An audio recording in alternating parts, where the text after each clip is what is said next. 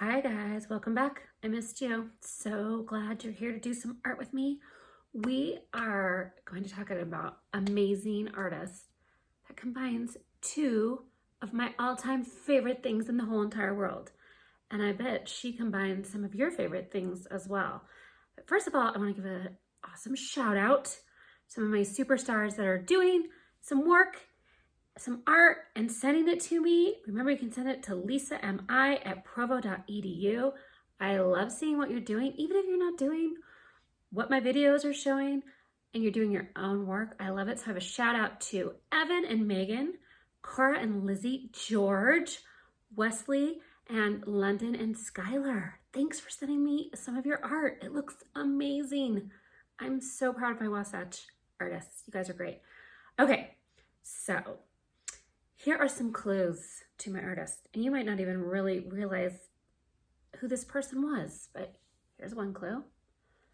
Here's a mug I got from one of my favorite places in the world. That might be a clue. And then, I don't know if you've ever seen anything like this before. Does that look familiar? That kind of style of art, where have you seen that? And then, this might look familiar from a movie, but you might have to think pretty hard.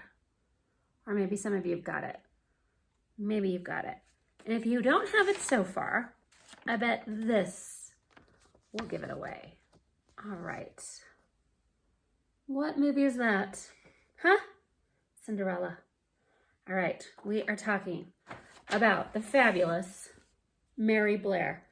We're going to read this book, Pocket Full of Colors, The Magical World of Mary Blair, Disney Artist Extraordinaire. Okay. So we're combining Disneyland. Oh, I wore my Mickey. One of my favorite places.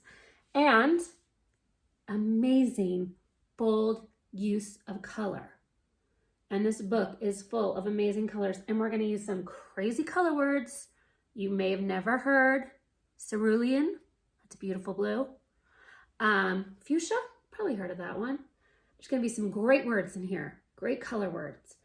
And again, in a lot of these art books that I read to you guys, the illustrator, this is Brigitte Berger, she is obviously her own artist and has her own style, but she's trying to kind of have Mary Blair's same style of art, which is so beautiful. So Google Mary Blair art pieces, and you are going to be blown away. She also did a lot of the little golden books, if you read those. So cute. She's an amazing artist. All right. And it's written by Amy Guglielmo and Jacqueline Tourville. Oh, look at that. All right. Again, if you want to just get right to the project and you don't want to listen to Mrs.Michie read you a book, totally get it. Though Mary Blair is amazing. And I have not read this to most of you. But these are some of the projects, and we're going to get to it at the end if you just want to get to it. We got this. Ooh, what does that remind you of? That's a little clue. And we got this. That's just gorgeous, fun patterns. Really working in patterns and color. That was kind of her thing. Color, color, color. But I love that. Amazing. All right, let's hear about Mary. Pocket Full of Colors, The Magical World of Mary Blair, Disney Artist Extraordinaire. Under a wide blue sky, on a red dirt road, in a lemon yellow house, there lived a little girl named Mary. Other children collected marbles or dolls, but Mary collected colors of every shade and every hue.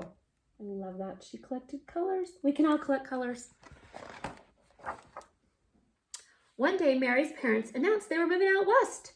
As she waved goodbye to the yellow house, Mary tucked her friend Lemon in her pocket.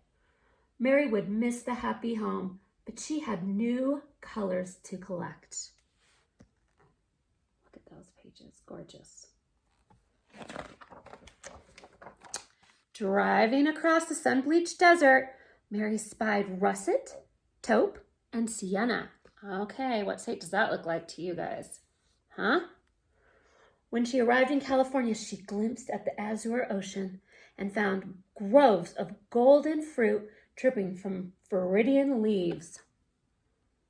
You can figure out what all those colors are. In the city, she discovered steel gray buildings and mauve-tinted skies. Mary opened her sketchbook. She mixed her paints.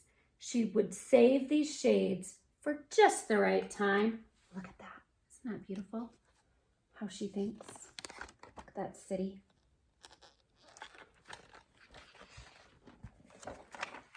When she was older, Mary went to art school. She met Lee. She showed her rosy pink and blushing red. She kept those colors in her heart. So here they are at art school. That's where they met.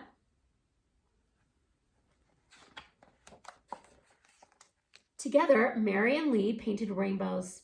But it was the Great Depression and people were poor. No one was buying rainbows, except one place. Where are they buying rainbows? Mary landed a job at Walt Disney Studios, one of the first women ever to be hired. Finally, a place for her colors to run and dance and play as they pleased. There he is. There's Walt, inviting Mary in all her colors. But on her first day of work, the men in charge didn't want to talk about cerulean or celadon or cerise. They were only interested in black and white. Mary was told to follow the rules.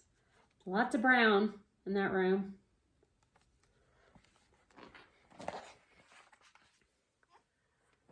She tried, but her colors were too vivid, too wild. When Mary turned in her work, all the ideas were rejected. Twinkling emerald skies, the men turned them blue. Magenta horses that could fly, the men made them brown and put them in a stable. Peach giraffes with tangerine spots? Her bosses just shook their heads. They didn't know what to make of her art. Look at if you can identify any of those amazing projects.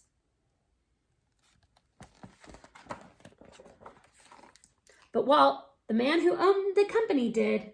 He loved her colors so much. He asked Mary to join him on a trip to South America to meet some new ones.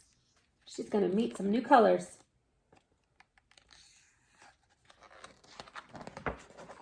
Oh my goodness, look at that page. Whoa! Mary delighted in the colors of Brazil, Argentina, and Peru. She worked hard to capture the vibrant scenery. When it was time to go home, Mary's bags burst with fuchsia, teal, aquamarine, indigo, lime green, and banana yellow. Love this page. Look at that sun. Gorgeous.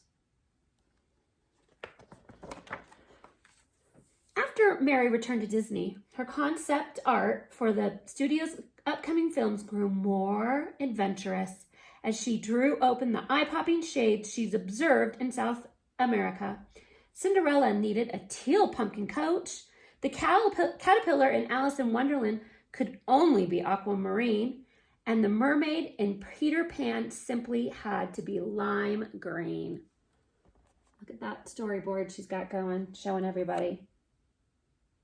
Not sure they know what to think of all those vivid colors.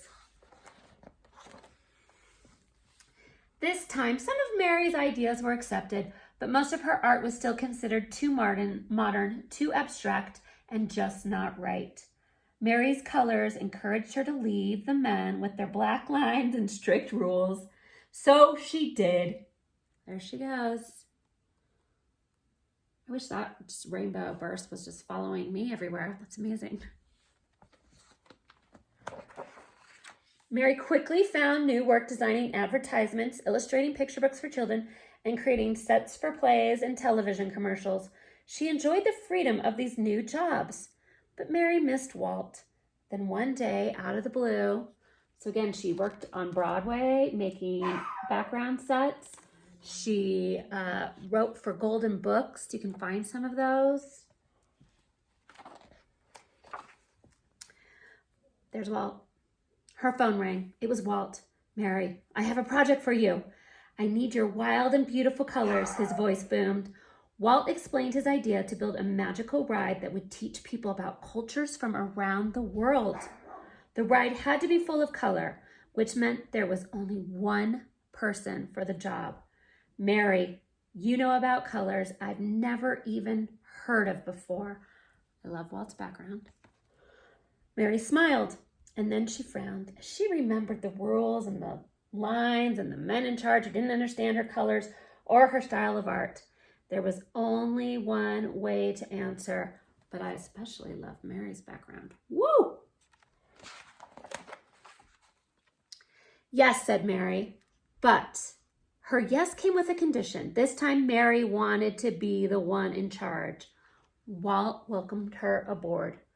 Mary's paint seemed to sparkle when she hung up the phone. She had never been to places like China or Morocco or Kathmandu, but her colors had. Okay, guys, what is she about to create?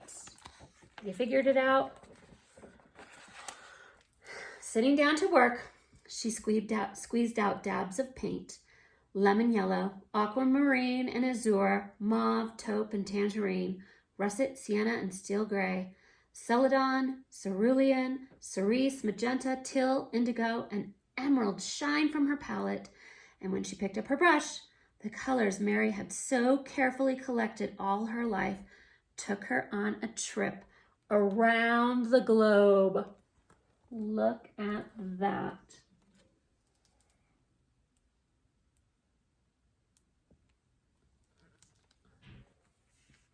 I think you guys know where we're going. When the work was done and the ride opened, people gasped in awe. It's a Small World was a sensation. So if you have not been to Disneyland or Disney World or any of the Disneylands, you can actually get on YouTube and you can go right through the ride. Just ask your parents, you can get on YouTube and you can find It's a Small World, and it's so cute and it's amazing.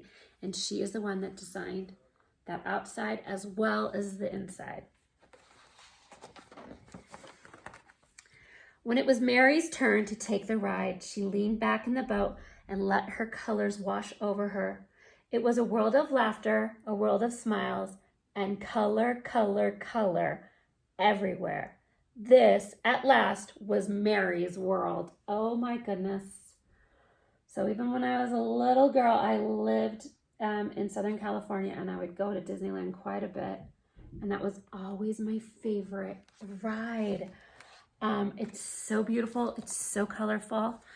And I didn't realize that Mary was the one behind this. I thought it was more of a collaborative effort, but it's really her style. It just kind of yells Mary when you see this style. So on the inside of the book,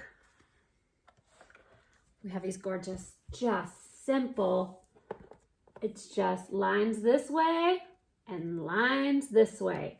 And if you notice, they're not even like super perfect. It's okay. Some of the squares are bigger than others. It doesn't have to be perfect. So I made because I want to keep all these projects really simple with stuff that you have at home. So I made this one. All you need is your white piece of paper. You don't have to have a ruler. I had a ruler. It made it a little bit easier. You need a pencil. So you make your lines one way, boom. Doesn't have to be, I wouldn't make them that narrow. Make them a little wider, about an inch and a half, 2 inches, doesn't matter. Depends on how many you want to make. That way, then I went that way. Boom, boom, okay? So there are your simple squares. Now you can do 2 different things when you have those squares. You can keep it really simple like this. And it takes a little longer than you think. And that's okay, because you know what? Chill with your family, watch a movie, and be doing this. So I use crayons. There's no wrong way to do this. In fact, I challenge you, if you think this looks long, start with 1 row. See how it goes. There's nothing like one has a pattern, one does not. The next box has a pattern, and the next does not. Doesn't matter. You just go for it. So look, pattern, pattern, no pattern, pattern, pattern, no pattern. But it totally changes up in this row. So it's just kind of make up a pattern. These are made up patterns with a lot of different colors. And when I use the crayon, I will say one of my favorite tricks is I outline hard, I press hard, and then I just lightly color in And it kind of just makes it stand out a little prettier, a little stronger. You don't have to. And actually some of these crayons are even mixed with other colors. So that works. Simple, fun, simple designs. You can also Google her artwork to get some inspiration. Okay, now another one. These are actually the same. This is on art paper. This is a copy of what this one looked like. Do you see how they're actually quite different? I mean, they're totally the same. Quite different, because that one looks like a kind of more of a watercolor. So you know what I did? I made it more of like it's a small world. So at the top of some of those boxes, I just made some of these cute triangles on the top, kind of like castle, kind of like a crown, tall, tall point, lots of little spires on top with like stars and flowers, circles with little flower patterns on there, things that kind of look like windows. There's nothing you can't do. Lots of triangles, lots of checkerboards, lots of polka dots, lots of flowers, or kind of more symbol-y flowers. Can't go wrong. I put those at the top. So I had my boxes. I made my same lines with my boxes, the same lines, but at the top, I just kind of, oh, here, I'm gonna make a triangle. Oh, down here, I'm gonna make like a castle. And then I would just erase some lines. Here, halfway through, I'm gonna make a really tall spire. Boom. See that? So then this would all be sky, and I'm just gonna have to erase some lines, really easy. Then, on this one, I took some marker. I just took some marker, and I outlined, I made some different symbols, kind of almost made like a clock there, some different patterns, stripes, come on, we can all do stripes, triangles, something interesting in there. And then, to get this watercolor effect, I did something really, really fancy. I got a paintbrush. You could also get a Q-tip. You could also get part of a paper towel and keep moving it. But I just got water on my paintbrush, and I just kind of colored and painted, used water over my blue area. But I try not to get it too wet because it's gonna kind of blend even when you're not watching it. It just kind of, the water gets absorbed by that paper. And then I kind of would do it in the reds. And then I would do it in the greens. Dip, dip, dip. You guys know about dip, dip, dip. And then, this is a trick Mrs.Michie does for all your watercolor. Probably didn't know this, but I kind of let it dry for a little bit, and then I go and I press it in between like two books, or I actually have these heavy shelves I put it under so it stays really flat, because it can crinkle up, especially if you're using like Xerox paper. It might not work super well with the water. But I flatten it, I let it dry flattened underneath something a little heavier. And then I just kind of outlined some areas that were maybe a little too blurry. But now I've got my beautiful, my own type of like little castle. It's a small world castle. Look at her different colors of different type of castles. I kind of like this dark, almost kind of spooky one. That's so cool. And then you can just use your favorite colors. You could stick with trying to keep it kind of lighter, like her beautiful kind of light pastels and whites.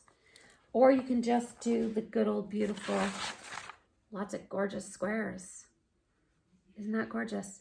So there's my suggestion for some fun art. It can take a little while, but the colors are so fun, and you can blend colors. You can definitely blend markers and then use water over it, and you can blend crayons a lot, and it looks great. Okay, I can't wait to see what you do. Send me any of your pictures. Say hi to me on YouTube on the comments below. Anything. All right. Love you guys. Bye.